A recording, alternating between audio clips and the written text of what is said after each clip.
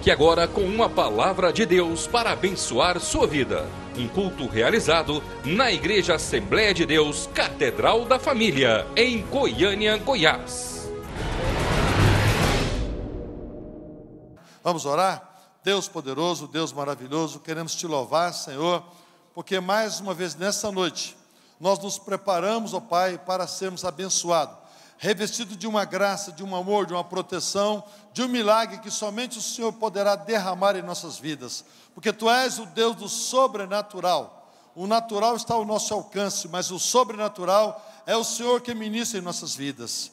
E nós temos a certeza, ó Pai, que o Senhor tem preparado para nós. O Senhor usará o Teu Filho para ministrar em nossas vidas. Pai, seja com Ele, ó Pai. Faça dele cada dia instrumento vivo nas Tuas mãos, abençoador de vidas, ó Pai. Ó Deus, ministrante da Tua palavra e abençoador de vidas. E nós Te louvamos e Te agradecemos, ó Pai, pela Tua presença aqui nesta noite, ó Pai, para nos abençoar. Te agradecemos em nome de Jesus. Amém.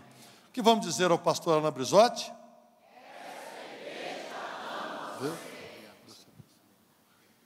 Meus irmãos, a paz do Senhor.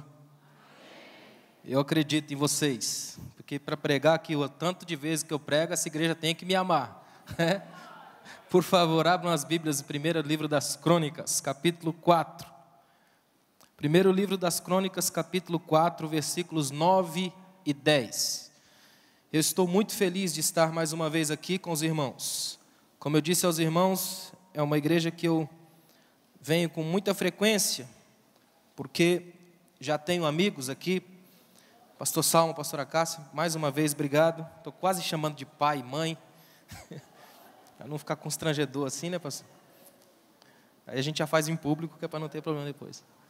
Meus irmãos, eu estou muito feliz, porque eu sei que a palavra que Deus colocou no meu coração hoje é muito forte para as nossas vidas. Amém, irmãos? Eu tenho certeza absoluta que você vai sair impactado daqui essa noite. Eu estive aqui na campanha do ano passado e eu tenho certeza que o que Deus prometeu, projetou para nós aqui essa noite é muito forte. Eu louvo a Deus pela oportunidade, mais uma vez, de estar com os irmãos. Amém? Primeiro livro das Crônicas, capítulo 4, versos 9 e 10. E a minha versão é a NVI. Eu gosto muito da forma como ela traduziu. Diz assim, ó: Jabes foi o homem mais respeitado da sua família. Sua mãe lhe deu o nome de Jabes, dizendo: com muitas dores o dei à luz. Jabes orou ao Deus de Israel: abençoa-me e aumenta as minhas terras. Que a tua mão esteja comigo, guardando-me dos males e livrando-me de dores. E Deus atendeu ao seu pedido. Amém. Pode sentar. E Deus atendeu ao seu pedido. O tema que o pastor Salmo propôs a mim, vivendo as bênçãos ou sob as bênçãos de Deus. De certa forma, todos nós que estamos aqui, estamos dentro desse tema. Eu não consigo imaginar que alguém que esteja aqui dentro hoje não esteja vivendo sob as bênçãos de Deus. O fato de você estar aqui de pé ao final do dia, respirando, é bênção de Deus. Está sentado perto da família aí, é bênção de Deus. Pode cantar, é bênção de Deus. Uma sociedade que se coloca de pé e grita para alguém que nunca viu na vida, que a ama, é bênção de Deus. É ou não é? Porque nós vivemos no mundo dos ignorantes, no mundo onde o outro é visto como um repugnante, mundo do individualismo patológico, egoísmo. Então você se levanta e diz: eu te amo, é muita bênção, é ou não é? Todo mundo que está aqui hoje é marcado pela bênção de Deus. E como é bom pregar a um auditório que é marcado pela bênção de Deus. É um povo leve, um povo que sabe que enfrenta crise, problema, luta, capeta e tudo mais, mas mesmo assim fica de pé, porque sabe que essas coisas passam, mas a bênção e a vitória fica, permanece para sempre marcado na alma. Um escritor chamado William Plumer disse uma coisa que eu acho tremendo. Olha o que ele disse: a oração é uma espécie de mensageiro rápido, que num piscar de olhos, vai lá no céu e volta com uma resposta. É, não é? A oração é uma espécie de mensageiro rápido, que num piscar de olhos vai lá no céu e volta com uma resposta. O nome disso aí é Jabes. Ele fez uma oração dessa. Eu gosto de pensar sobre o texto de Jabes, porque para mim, Jabes é um desafio imenso ainda. Quando eu olho para Jabes, ele me desafia todo dia, porque Jabes é um homem, e eu gosto muito de pensar nisso, um homem diante de quem se faz uma pausa, rodeado por uma lista de nomes. Ele obriga o cronista que está escrevendo o livro das crônicas a parar e a respirar. É interessante isso, uma pausa é feita no texto para dizer quem ele foi.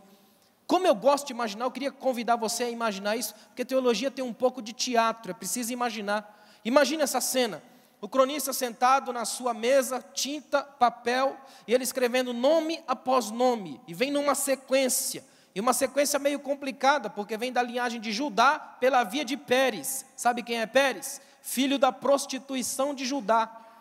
Então, a lista que ele está escrevendo é uma lista pesada, um nome meio complicado. É a página policial dessa Bíblia aqui.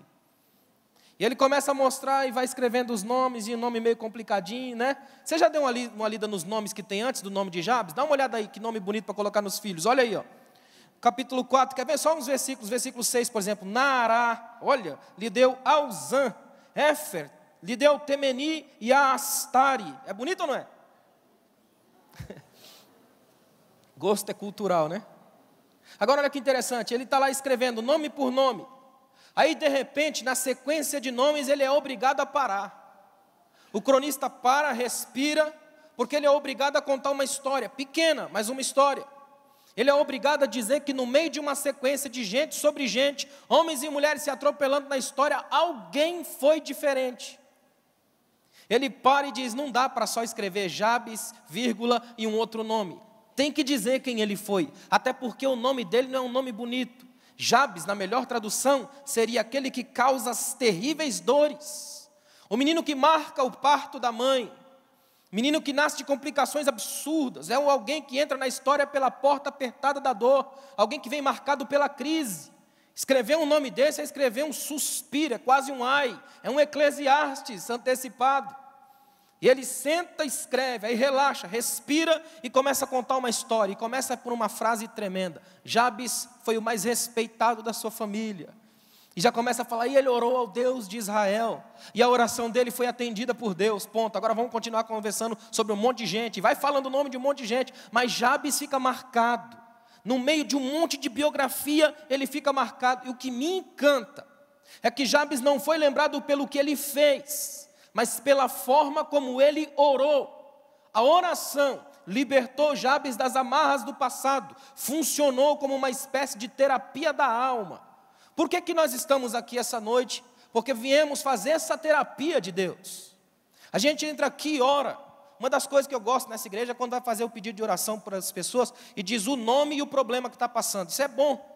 É para a gente lembrar que a gente é frágil, que é humano, é dependente da graça, que aqui não tem super-homem nem mulher maravilha, que o câncer também pega crente, que crente também capota o carro, de vez em quando vai à falência, essas coisas atingem crente. Mas a gente está aqui, está orando, está batalhando pela fé, acreditando que esse mensageiro rápido vai no céu e volta com uma resposta. A gente está aqui lutando, batalhando pela graça, acreditando em Deus.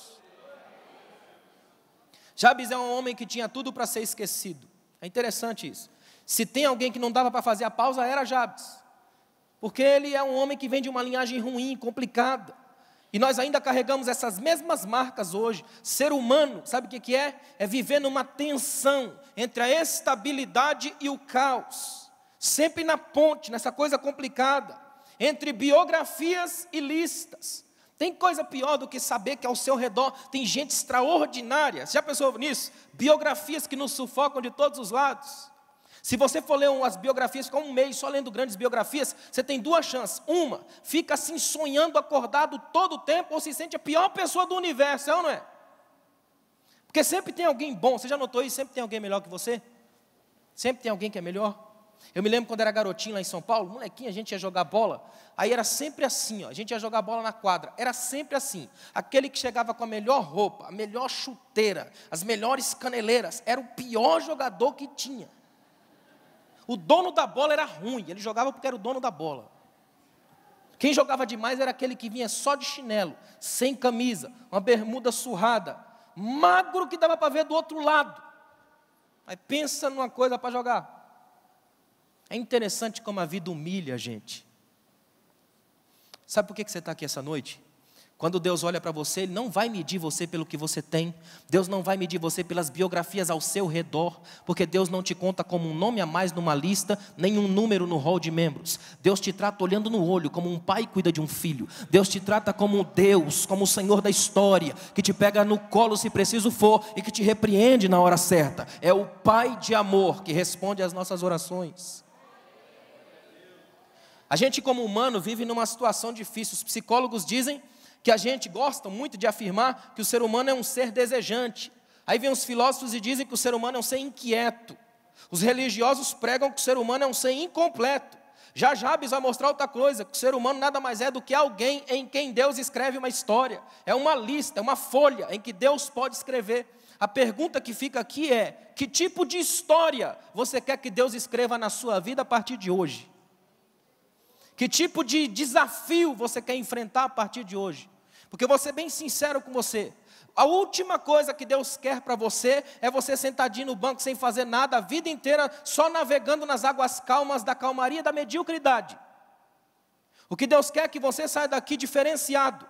Alguém em quem Deus pode contar. Alguém que se levanta no meio do caos, no meio das biografias da vida e sabe que Deus responde. Alguém que mesmo que o passado seja complicado, o presente terrível, o futuro nebuloso, ele acredita no Deus que pode limpar todas as coisas. Porque o sangue de Jesus Cristo nos purifica de todo o pecado. Eu trouxe um texto que eu quero ler para você. Eu queria que você imaginasse nesse momento em que lado dessa história você se encontra. Como você se encaixa nisso. É um texto anônimo, intrigante, que eu li num dos livros que eu tenho lido. E diz assim, ó: milhões vivem com algemas invisíveis. Pensa nisso. Tornaram-se prisioneiros dos seus próprios corações. Vivem dentro de cercas que eles próprios ergueram. Eles aceitam o grito imaginário de um general que nunca nasceu.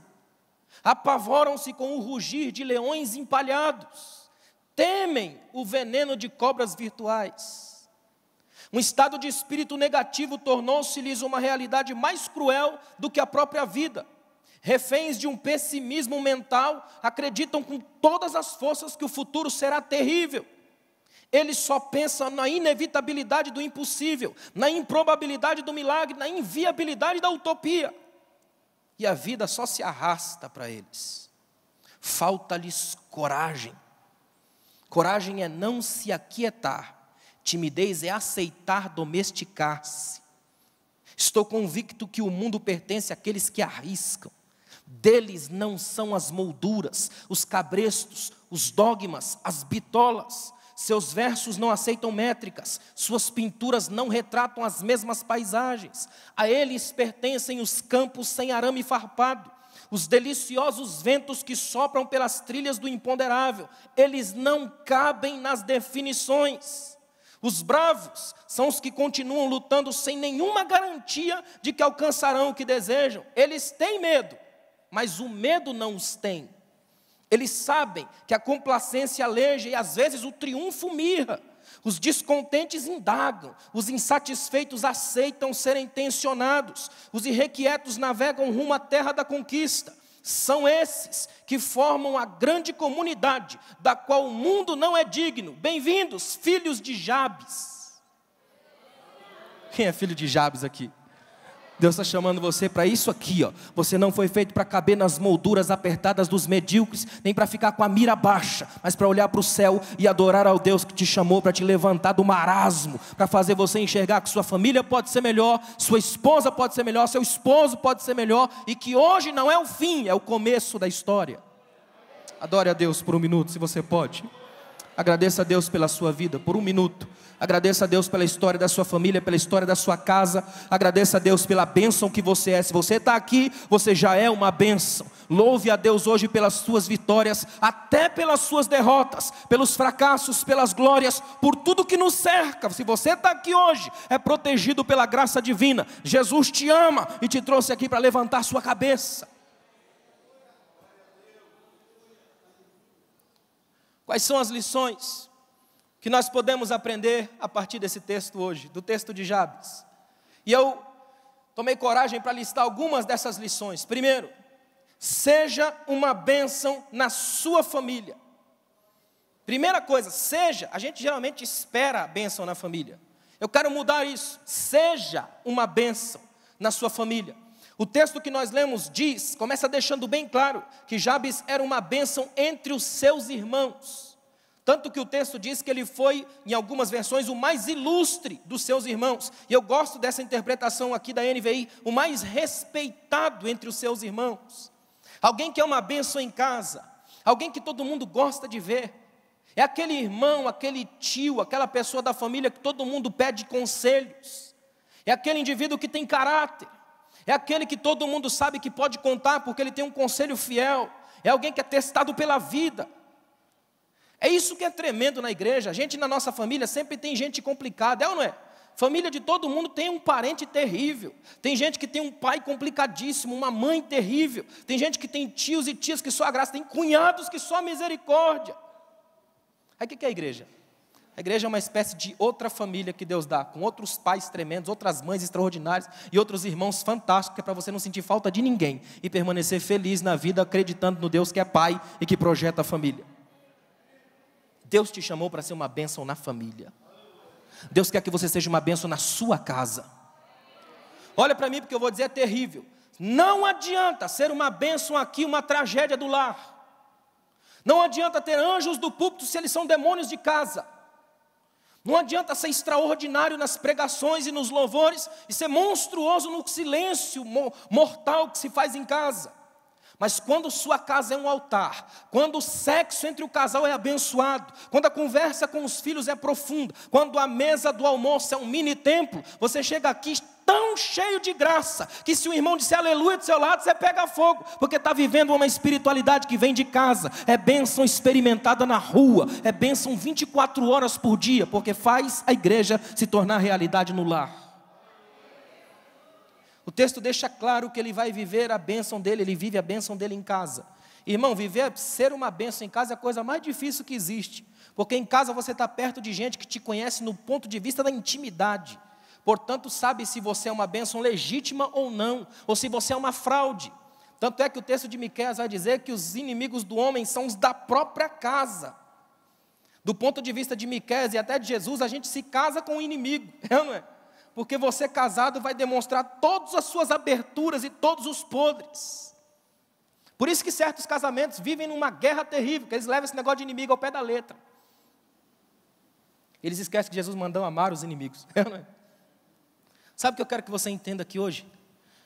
A gente tem uma visão tão equivocada de ser uma bênção. A gente imagina que fulano é uma bênção na igreja porque é tremendo, porque usa ternos e gravatas, e fala línguas estranhas, tão extraordinárias, que de tão estranhas também ficam esquisitas às vezes. Eu tenho orado para Deus levantar homens e mulheres que sejam bênçãos da casa. Grandes pais, grandes mães, filhos tremendos. Gente que tem uma história para contar, gente que seja automaticamente missionário da rua.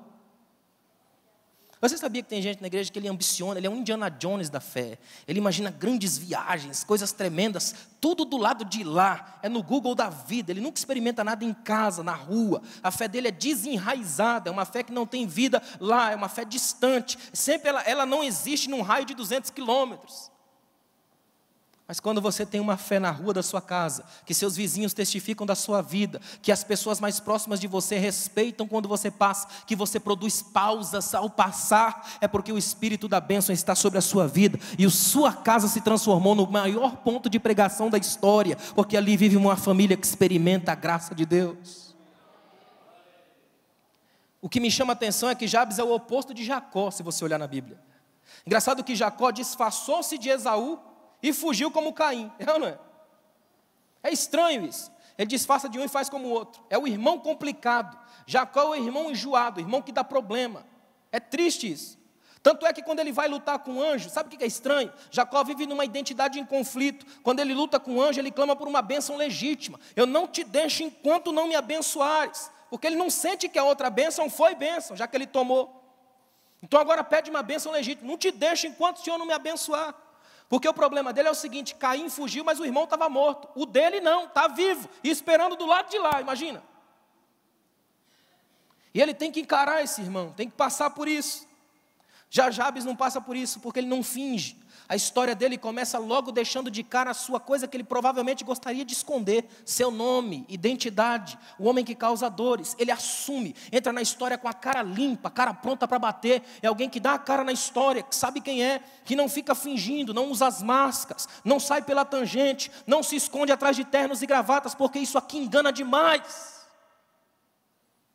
Homens e mulheres de Deus são vistos nus. É o Espírito que sabe que você é apenas dependente da graça, e que se não fosse a graça de Deus, você não estaria aqui hoje de pé. Você está aqui hoje de pé glorificando a Deus, porque a graça tem te sustentado. Você passa pelo val de Jaboque porque Deus tem te sustentado. Você sofre porque Ele tem te sustentado. Está chegando no final do ano porque Ele tem sustentado a tua vida. Você vai vencer porque Ele sustenta a tua vida. É tudo graça de Deus, pelo Senhor da graça.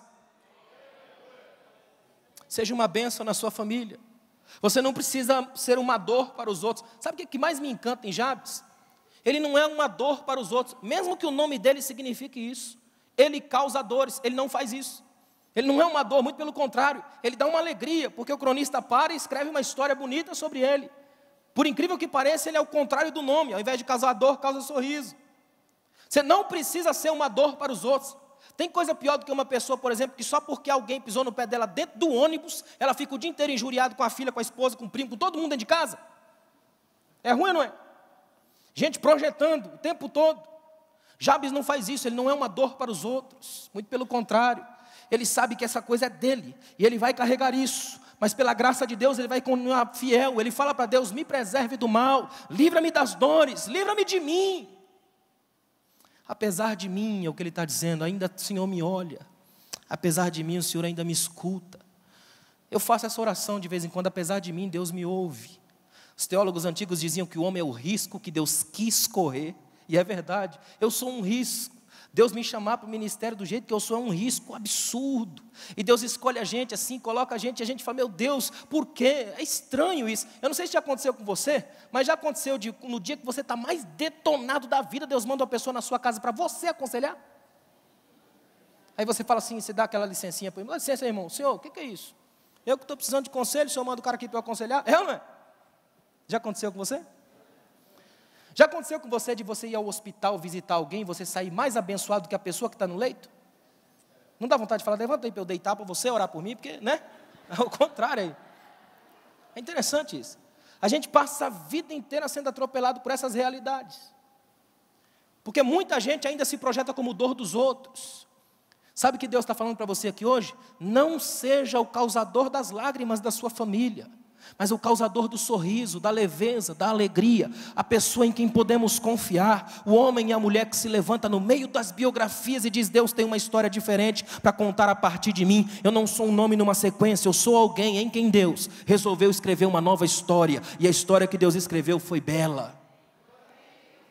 Seja uma bênção. Você não precisa ser uma dor para os outros. Seja um facilitador de trajetórias, alguém que possibilita marcas. É estranho como a gente vive hoje. A situação que a gente está vivendo no mundo de hoje é estranha pelo seguinte, a maioria das pessoas hoje se atropelam. Você vai andar, por exemplo, no shopping da vida, as pessoas te atropelam, ninguém está nem aí para ninguém. Nós vivemos hoje todo mundo isolado na solidão do seu MP18, é ou não é? Todo momento, o que mais mexe com as pessoas são caçadores frenéticos de novidades. O indivíduo hoje, ele não para enquanto ele não descobrir um celular que voa, é ou não é? A todo momento, o cara não para nunca. Linkado, plugado a todo instante. Por exemplo, esses dias eu estava olhando, tanta senha na internet, que esses dias eu não sabia mais qual que era a senha para eu entrar no negócio meu mesmo. Já aconteceu com você? Aí tem que mandar aquele e-mailzinho, esqueci a senha, né? A gente vive assim, todos os lados, oprimido, sufocado, por uma série de realidades. Todo mundo te vê a todo momento. Nós estamos vivendo numa era onde a gente assume mediocridades. Eu fiquei esses dias observando, por exemplo, em redes sociais, o pessoal coloca cada coisa. O indivíduo colocou assim, acabei de acordar e mordi o pão. Meu Deus, é muita vontade de dizer que está vivo, é dor filosófica, eu existo, eu estou no mundo, olhem para mim. Eu não estou dizendo que você precisa ficar fora da rede social, nada disso não, eu estou em todas, procura lá o que você acha. Sabe o que nós precisamos aprender? A ser uma bênção em casa. Seja uma bênção na sua família. Viva a bênção de Deus na sua casa.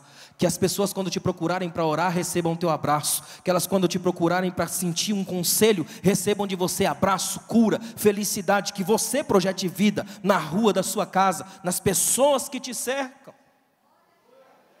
Quanta gente hoje está vivendo isolado porque quer. Tem uma frase antiga que diz que a solidão até tem vantagens. O problema é que você não tem ninguém para contar quais são. É ou não é? Você é solitário. E tem gente que vive disso, uma solidão mórbida, miserável. Ele não ri com ninguém, não pensa em nada. Esses dias um cara mandou para mim na internet uma pergunta: pastor, posso tomar ceia pela internet? Eu fiquei imaginando como é que seria a cena, né? Ele mesmo ministrando para ele mesmo deve ser estranho, né? Ele é o seu próprio diácono, né? O que é a ceia pela internet? É só a lembrança triste do paraíso sem comunhão, porque lá no paraíso Adão sem Deus comeu e pecou. Hoje na igreja com Deus a gente come com o irmão para glorificar a Deus pela salvação daquele pecado. Nós estamos aqui hoje porque Deus tirou a solidão e colocou a comunhão na história. A gente precisa de gente. A igreja nada mais é do que a celebração do outro. A igreja é linda por isso. É bom ver a igreja desse ponto de vista. Gente complicada que se junta com as mais estranhas e bizarras histórias familiares e chega aqui, todo mundo canta junto, celebra a Deus junto. É uma bênção só. Por quê? Porque estamos debaixo do mesmo sangue. Nessa genética da fé, o DNA é de Cristo. Portanto, a gente tem uma nova nomenclatura. Fomos batizados em nome do Pai, do Filho e do Espírito Santo. Levantamos outro. E quando levantamos outro, levantamos diferentes. Porque a nossa história agora é outra. Uma história de um Deus que trabalha conosco no meio da nossa casa e visita a história da nossa família. Deu para entender? Segundo, Deus se interessa pela sua vida. Essa talvez para mim aqui seja a história mais, a lição mais importante desse texto. Olhando para esse texto, uma coisa me chamou muita atenção. Deus se interessa pela vida de Jabes. Deus se interessa por vidas que eu não me interessaria. Deus se interessa pela minha vida. Ele tem um interesse especial por nós. Olha o que diz o Salmo 113, versos 5 e 6. Quem é como o Senhor Deus, que reina em seu trono nas alturas, mas se inclina para contemplar o que acontece na terra? É belo isso. Deus está nas alturas, longe de tudo e de todo. Não está preocupado com PT, com PROS, com nada disso. Está longe. Aí ele vai e se inclina para ver o que acontece na terra. Mais do que isso, para ver o que acontece na sua casa, na sua vida, na sua história. Ele ouve a sua oração, seu canto. Irmão, não sei se você já parou para pensar nisso, mas você conhece algum crente em alguma igreja na face da terra que cante melhor que um serafim? Você conhece? A Bíblia mostra Deus ouvindo o canto dos serafins, e ele para de ouvir canto de serafim para escutar canto de crente.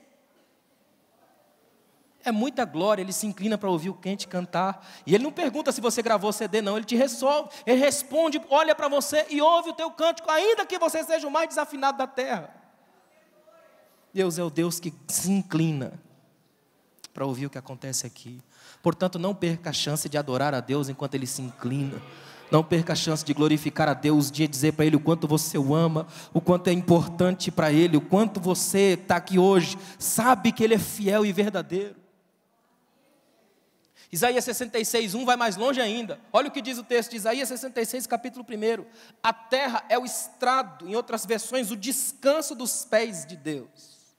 Até Deus tem os pés na terra. É tremendo isso. É um Deus que procura uma fé aqui, uma fé enraizada na terra. E em Cristo Deus andou aqui. Esse talvez seja o grande problema de muitos crentes. Eles querem sair daqui o mais rápido possível. Eles vivem na contramão de Deus. Enquanto Deus se inclina para cá, bota o pé aqui, vem aqui, anda aqui, desce aqui, Ele quer subir o tempo todo e o mais rápido possível. Já notaram isso? Tem gente que passa o tempo todo só com essa visão, espiritualiza tudo e todos. Ele não tem uma fé enraizada na vida. Ele não conversa com os filhos, não fala com a esposa. Faz muito tempo que ele não sabe o que é rir em casa. Nunca assistiu uma comédia comendo pipoca, porque ele é crente demais, é espiritual demais. Você conhece alguém na família espiritual demais? Se você rir perto dele e fala, Santo Jesus tem poder, faz até sinal da cruz. É ou não é? Não pode rir, é pecado. Eu não sei por que crente não ri. Irmão, você já viu humorista crente? Conhece algum? O cara tem que desviar para ser humorista. A gente vive de uma espiritualidade tensa, perigosa. Por isso que o culto fica chato, toda oração é cansativa. Porque a gente inventou a igreja um negócio esquisito. Jesus pregou o reino e a gente inventou uma religião chata. Tanto que em Lucas, Jesus chega e fala assim, a quem compararei os homens dessa geração? Aí ele pensa, deixa eu ver, vou comparar os homens Já sei, são como meninos sentados nas praças. Olha que incrível, Jesus passou a vida andando, pregando, ele parou para ver criança brincar. Justo no dia que ele parou, os meninos não brincaram. Ele diz assim, vi uns meninos sentados na praça. Irmão, meu filho tem 8 anos. Se eu levar ele na praça ali, ele sentar, está doente. É ou não é? Quem não senta é a gente, é ou não é? E ele começa a brincar e corre, é típico da criança. Aí Jesus fala para os fariseus, vocês são aqueles meninos lá, ó, fica sentado na praça, birrento, uns propõem lamento, eles não lamentam, quando propõem dança, eles não dançam, meninos do contra. Olha o que Jesus chamou os fariseus, vocês são meninos chatos da religião, e meu pai não gosta de menino chato da religião, meu pai procura as felizes crianças do reino, aquelas que brincam, que dançam, que celebram e que glorificam a Ele, pela leveza e alegria da vida. Deus se interessa pela sua vida. Tudo que a gente leu aqui aponta para uma poderosa verdade. Nós somos chamados a viver uma fé que tem raízes no solo da vida. Jabes pede para que Deus alargue seus territórios, que ande com Ele e que os guarde do mal. São realidades que se experimentam aqui enquanto se anda, enquanto se vive. Olha o que Jabes está dizendo, Deus anda comigo, desce aqui comigo. Em outras palavras, é como se Jabes estivesse dizendo assim, eu sei que daí de cima o Senhor não gosta de ficar vendo nome sobre nome, porque nome sobre nome é trabalho de escrivão. Desce aqui, vamos andar. Anda comigo, Deus. Vamos ali na esquina, alarga meus territórios. Você vai ver que é pequeno, anda comigo. Vamos ali na história. Deus gosta tanto disso que Deus fala para Jeremias, Jeremias, vai na casa do oleiro. Traduzindo para hoje, desce na padaria, vai na farmácia, vou te fazer ouvir minhas palavras lá, no meio da rua, onde tem alguém trabalhando, fazendo alguma coisa. Vai para a rua, sai de casa, sai do gueto, sai das paredes. Você é a igreja, isso aqui ó, não é a igreja. Isso aqui ó, é a igreja, sai do gueto, deixa Deus te usar lá fora. Vai para a rua, sobe no monte, conversa com as pessoas, entra nas casas. Deus se interessa pelas vidas. Deus se interessa pela vida da sua vizinha, por mais barulhenta e fofoqueira que ela seja. Deus se interessa pela vida da sua história, pela história que existe na sua vida. Isso parece que é simples, mas não é não. Você quer ver uma coisa tremenda? Quando você chegar na sua casa, você lê João capítulo 4, tem a mulher samaritana, e no versículo 29 tem uma coisa tremenda. Depois que Jesus conversa com ela, explica tudo para ela, manda ela voltar para a cidade. Agora olha para mim aqui, ó. Se fosse eu no lugar da samaritana, eu tinha já a mensagem preparada para pregar. Porque Jesus deu o sermão para ela. Jesus disse assim que aquele ali era o poço, e ele tinha para ela uma água viva. Imagina, que ela poderia tomar e nunca mais teria sede. A água da vida eterna. Eu ia pregar sobre isso. Eu descia para a cidade com tudo. Gente, descobri um homem aí que tem a água da vida. Imagina, irmão, é marketing perfeito, é ou não é? Só que ela não faz isso, é tremendo isso. A mulher samaritana entra na cidade dizendo o seguinte: encontrei um homem que disse tudo da minha vida. Encontrei um Deus que se interessa pela minha vida, a minha tortuosa vida, a minha vida que vocês não gostam, Ele gosta, interessa para Ele. Para ela é mais importante Ele se interessar pela vida do que dar uma vida eterna. Ele já olhou para mim, já basta. Ninguém me viu, mas Ele me viu. Em Jerusalém não me cabe, em Jerezinho eles não deixam entrar, mas Ele me viu. E mais do que isso, me comissionou e me enviou. A minha vida presta para Ele, portanto eu saio falando dEle, porque Ele olhou para mim. Você está aqui essa noite porque Deus se interessa pela sua vida. Deus se interessa pela história da sua vida. Deus se interessa pela tortuosidade da sua vida. Deus se interessa por aquilo que dói em você. Deus se interessa até pelos problemas, pelos tropeços, pelos fracassos. Sabe qual é o erro de muita gente na igreja? Tentar passar uma borracha no passado. Não faça isso. Olha para mim. Seu passado te trouxe até aqui. O que você é hoje é produto de tudo isso. E Deus não joga fora. Ele limpa, Ele lava com sangue, Ele restaura, Ele usa isso para a sua glória. Quer ver isso na Bíblia? A Bíblia vai mostrar qual que é a auto-manifestação de Deus na Bíblia. Eu sou o Deus de teus pais, Abraão, Isaque e Jacó. O que é isso? A redenção do teu passado. Eu sou o Deus que vem na tua história. Quando você não vê, mas eu estava lá. Enquanto haviam mentiras e crises nas famílias, eu estava lá. Eu sou o Deus de Abraão, Isaque e Jacó. O Deus que vem andando com você há muito tempo. Quando você nem sonhava, eu já estava nos meandros da tua história. Por que você está aqui essa noite? Porque Deus tem andado com você há muito tempo. Você não chegou aqui, deu de cara com Ele te conhece na vida. E Deus está falando para você, não interessa os pecados que você cometeu lá atrás. Não interessa os erros que tem lá atrás, não interessa as crises que já foram ditas, não interessa as tensões que você tem, não interessa as tendências com as quais você luta, não interessa o que as pessoas prometeram e não cumpriram, não interessa o que aconteceu lá atrás. Hoje aqui, essa noite, o Espírito Santo diz para você: sua vida me interessa hoje, e Ele pode mudar a história da sua vida. Quantos creem nisso? Deus pode mudar a história da sua vida. Por um minuto, peça para Deus hoje entrar na história da sua vida. Chama Jesus para entrar na história da sua casa. Fala para Ele agora, fala: Senhor, me ajuda, entra na minha família, olha para a história da minha casa, olha para o meu filho, olha para o meu esposo, olha para a minha esposa, olha para mim, eu estou lutando contra uma série de pecados, me ajuda a vencer. É só o Espírito quem faz você vencer aqui hoje. Não existe técnica, não existe mágica, não existe tática, existe glória, transformação, renúncia, existe quebrantamento. Se tem uma coisa que tem sumido das igrejas é quebrantamento, crente quebrantado. Gente que chega diante de Deus e sabe que pecou, sabe que errou, as mãos estão sujas, mas sabe que aqui tem uma água de misericórdia que corre, que quando passa lava tudo, não fica nada, porque ela é capaz de desencardir a vida. Por que você está aqui essa noite? Porque o Espírito Santo sabe quem você é. Eu não preciso revelar você, porque o Espírito nunca se escondeu de você. Ele conhece a sua vida e a sua história desde o tempo que você nem sabia que existiria. Ele já tinha projetado a sua vida aqui hoje, trabalhado o mundo todo para que você estivesse aqui hoje. É pura graça, é puro amor. Terceiro, Deus não é insensível àquilo que nos machuca. Essa talvez seja a verdade mais bonita para você viver debaixo das bênçãos de Deus. É você ter certeza de que Deus não é insensível àquilo que te machuca. O texto diz assim, ó: e Deus atendeu ao seu pedido. Por que Deus fez isso? Sensibilidade divina.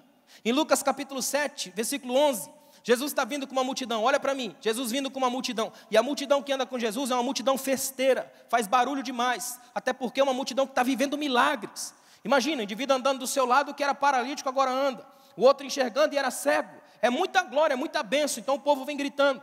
Aí eles vão entrando perto de uma cidade chamada Naim. Quando chegam lá tem um choque de multidões violento. Uma multidão alegre e feliz celebrando um rapaz jovem e solteiro. A outra multidão vem triste e chorosa porque outro rapaz jovem e solteiro morreu. E o pior, filho único de uma mãe viúva. A última esperança foi sepultada, vai ser sepultada. Tenta imaginar o choque. Duas multidões. Uma entra feliz, a outra sai triste da cidade e se encontram na porta da cidade. Enquanto está todo esse movimento de troca de olhares, Jesus viu a mãe, e o texto diz que ele se compadeceu. E a palavra compadecer no grego ali tem a ver com aquele frio que dá na barriga. Quer ver? Ó, quem é mãe aqui sabe. Você está vendo seu filho brincar, por exemplo, aqui em cima, e você vê que ele vai cair, porque está naquela pontinha ali, de repente ele cai. A mãe se levanta com frio na barriga, é assim ou não é? E corre para abraçar o filho. É essa palavra, compaixão, com um sentimento tremendo. É o Deus que não é insensível, muito pelo contrário. Ele sente a dor dela. É tão tremendo isso, que olha para mim aqui, você que é mãe, imagina que você está enterrando o seu único filho, a sua única esperança, seu marido já está morto, é seu único filho, e você está saindo para chorar ele no velório. Imagina, as carpideiras na frente jogando pó para cima e chorando, toda uma multidão chorando, a cidade inteira enterrando o garoto, imagina. Aí vem um rapaz que você nunca viu na vida, rodeado de gente gritando, clamando e pulando, e esse rapaz chega para você e a única coisa que ele te diz é a seguinte: não chora não. O que você diria para ele? Pensa se fosse uma cearense. Chora não. A única coisa que fez com que aquela mulher não saísse detonando tudo foi o olhar de Jesus. A Bíblia diz que ele olhou para ela e moveu-se de íntima compaixão. Foi tão forte que é a única vez em que Jesus vai orar por um morto, que ele vai ressuscitar um morto e ele não ora. É interessante isso. Ele já chega conversando e o garoto ficou sentado e ele já chama o garoto e o garoto começa a conversar com ele. É tão forte isso que no momento que os olhos se tocaram, Jesus ressuscita o garoto, põe de pé e devolve a família. E faz um milagre tremendo, transforma duas multidões em uma só. Todo mundo volta para a cidade celebrando a vida, porque Jesus é capaz de entender aquilo que machuca. Ele entende aquilo que mexe. As duas multidões entram. Aí agora em janeiro estava lá em Israel, e quem já foi em Israel sabe disso. Naim sempre foi uma cidade pequena, insignificante, que ninguém dá nada. A tal ponto que ela não consta em nenhum mapa nenhuma rota dos grandes guias turísticos de Israel até hoje. Porém, quando está vindo no caminho é obrigatório. O ônibus dá uma paradinha, todo mundo olha na janela e fala, está vendo aquela cidadezinha lá? Naim, Jesus passou por ali. Interessante que a 4 quilômetros de Jerusalém, na época de Jesus, havia uma cidade grande, chamada Séforis, uma cidade com anfiteatros, uma cidade com uma vida efervescente, só que Jesus não foi lá, ela sumiu da história, ninguém nem lembra hoje. Naim, que era pequenininha e ainda é pequena, só porque Jesus foi lá é parada obrigatória, tem que respirar, é Jabes, incrustado na história, para e respira, porque Jesus foi lá. Pode ser a menor casa de Goiânia, se Jesus estiver lá, o mundo respira, porque ali tem paz, ali tem vida, ali tem bênção, ali tem vitória, tem um Deus que é sensível ao que acontece lá dentro. Deus não é um divino distante, Ele é o Deus da proximidade, é um Deus tão perto, que Apocalipse 21:4 diz, o meu Deus, Ele mesmo, enxugará dos nossos olhos toda lágrima. É tão perto, que pode enxugar uma lágrima. Sabe o que é bonito do texto bíblico? Jabes vai nos ensinar uma grandiosa lição, que eu quero que fique marcado na sua vida essa noite. Nós podemos clamar, nós podemos sonhar com uma realidade transformadora, porque Deus vai permitir o acesso. Sabe o que esse texto está mostrando para mim e para você? No meio de uma biografia de gente complicada e torta, alguém teve acesso a Deus. O que significa que até hoje, não interessa se você é o mais perfeitinho daqui, pode estar tortuoso e detonado, você tem acesso a Deus. Você pode chegar para Ele, pode clamar por Ele, e Ele vai te ouvir, vai te atender, vai te abraçar e te curar, porque o prazer de Deus não é matar, é dar vida. Jeremias 33:3 é um texto tão lindo. Clama a mim e responder-te-ei. Anunciar-te-ei coisas grandes e firmes. E a parte que eu mais gosto, que não sabes. Pior que a gente acha que sabe, é ou não é? A gente vai orar para Deus e começa a falar, Senhor, isso, aquilo. Faz assim, Deus, é ou não é? E Deus está falando, gente, você nem sabe o que eu vou fazer. Sabe o que é oração para Deus? Assumir a nossa ignorância. A gente não sabe, mas Ele sabe. E pode transformar tudo que a gente não sabe naquilo que a gente vai aprender a viver. Isaías vai dizer, no capítulo 55, versículo 6, buscai ao Senhor, enquanto se pode achar, e invocar enquanto está perto. Você sente Deus perto de você? Escuta uma coisa aqui, ó. Deus perto de você não significa cadeiras voando. Deus perto de você, às vezes, é quando não tem ninguém. É quando você está sozinho no quarto da vida, chorando de madrugada, sufocando o choro no travesseiro para não acordar o marido. É o filho adolescente que se pega nos MP3 da vida porque não aguenta mais ouvir ninguém. Deus está aí pertinho.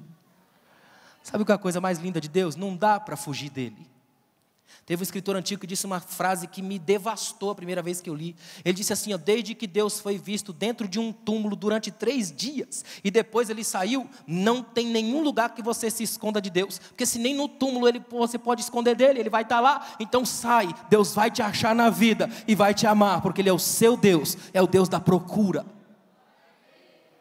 Deus não é um ídolo inacessível, Ele é um amigo íntimo. O Salmo 25, verso 14 diz assim, ó, o Senhor confia os seus segredos aos que o temem e os leva a conhecer a sua aliança. Sabe qual é a palavra de Deus para você aqui essa noite? Que você viva a tal ponto debaixo da bênção de Deus, que as pessoas passem a ver que a sua vida interessa para Deus, e mais do que isso, que essa acessibilidade é possível a eles também. Você sabia que tem muita gente aí que tem medo de entrar na igreja porque acha que é inacessível? Tem gente que tem medo de orar porque acha que não sabe orar. Tem gente que o maior sonho é cantar, mas fica assim com o pé atrás. Tem aquela sensação de ser inadmissível na casa de Deus. Eu quero deixar bem claro para você aqui hoje. Deus te recebe e te aceita. Deus não olha para mim diferente de você. Ele olha para a gente ao mesmo nível, no pé da cruz. Somos chamados para ser filhos de Jesus, alcançados pela graça e lavados pelo sangue. Lá na Alemanha, assim que acabou a guerra, a Alemanha ficou devastada, assim como muitos países. Eu estava lendo uma história esses dias que mexeu muito comigo. O que mais tinha na Alemanha do pós-guerra eram órfãos, porque os pais e as mães morreram na guerra. E um historiador contou a história de um garotinho, olha que tremendo. Ele acordou um dia de manhã, frio, o país devastado, a cidade destruída, ele sem pai nem mãe. Acordou de manhã, aquela fome, ele vai na única padaria que restava e fica vendo o padeiro fazer o pão. O vidro está embaçado pelo calor. porque do lado de dentro é quente pelo forno, do lado de fora é frio, o vidro embaçado. Ele chega perto do vidro assim, limpa um pouco do embaçado do vidro, para poder enxergar lá dentro, fica salivando, sonhando em comer pelo menos um daqueles pães que o padeiro tira quentinho da hora.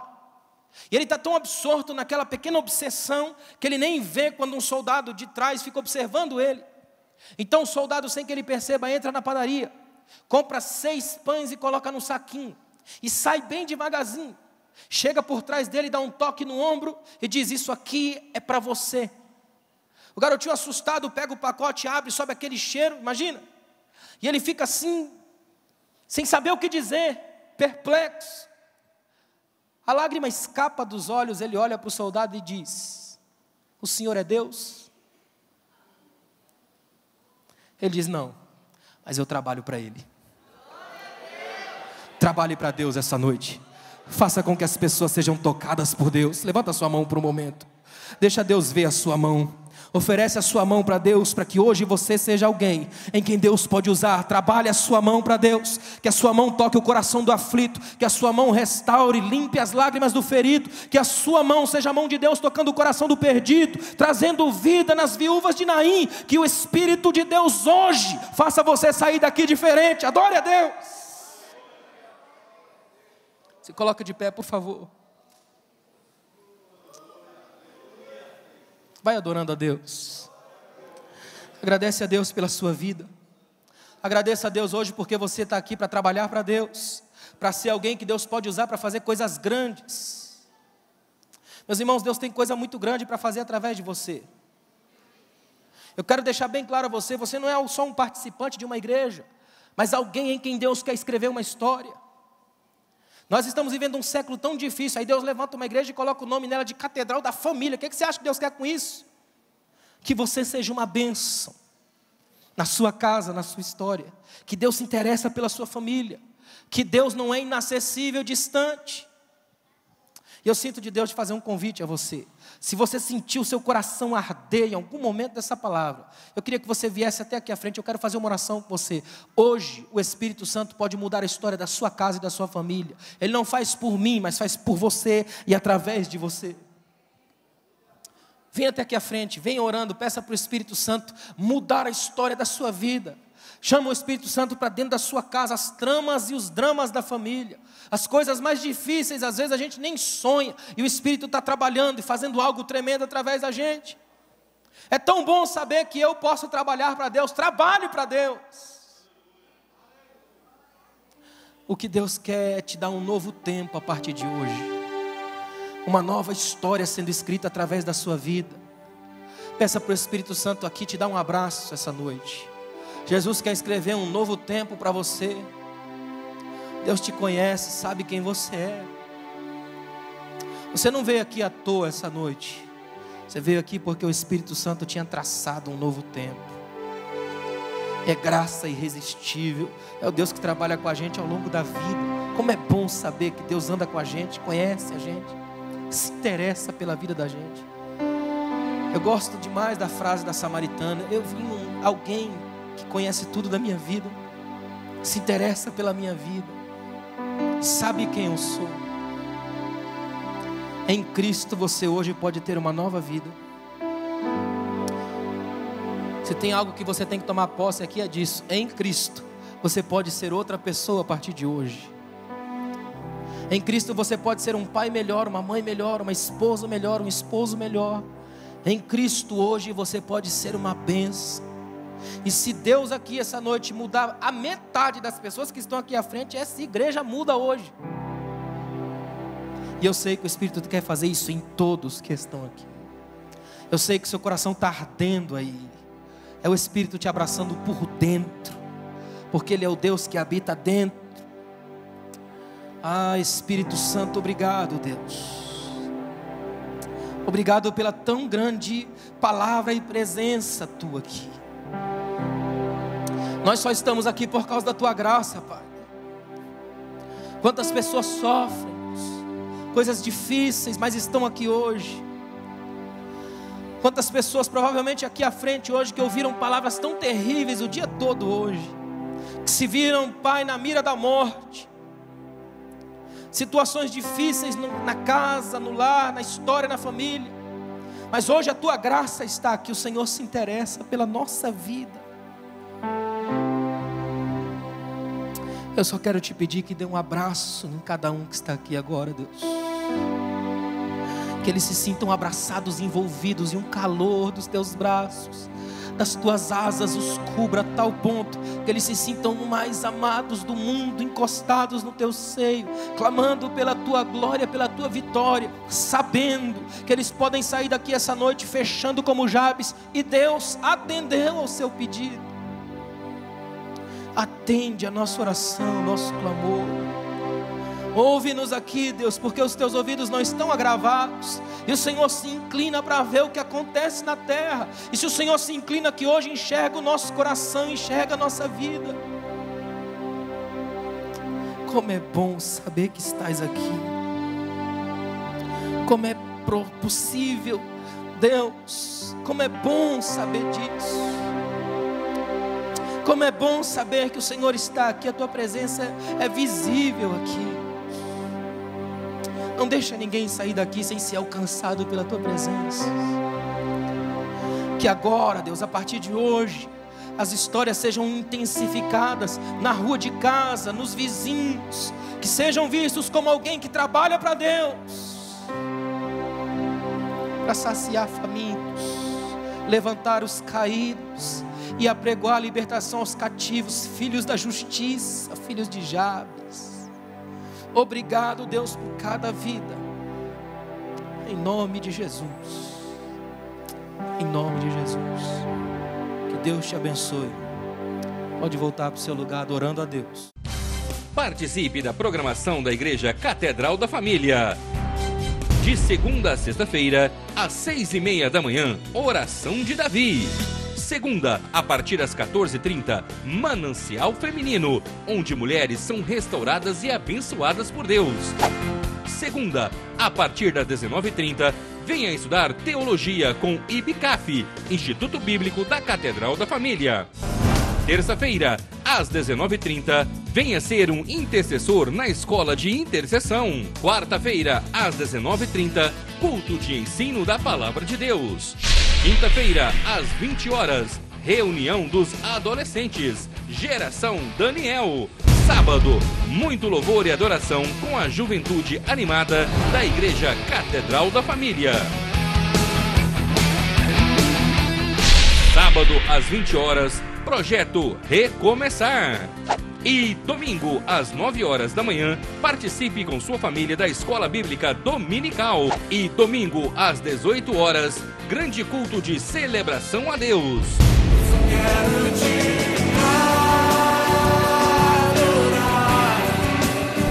A Igreja Catedral da Família disponibiliza ainda para você cursos para edificar a sua vida. MMI, Casados para Sempre. CRAU, cursos para finanças. Educando filhos à maneira de Deus. Alcançando o coração do seu adolescente. Veredas Antigas. ONI, curso para noivos. De domingo a domingo, uma programação recheada de muita alegria, unção e bênçãos de Deus. Informações 3281-4918 ou acesse o site www.catedraldafamilia.com.br.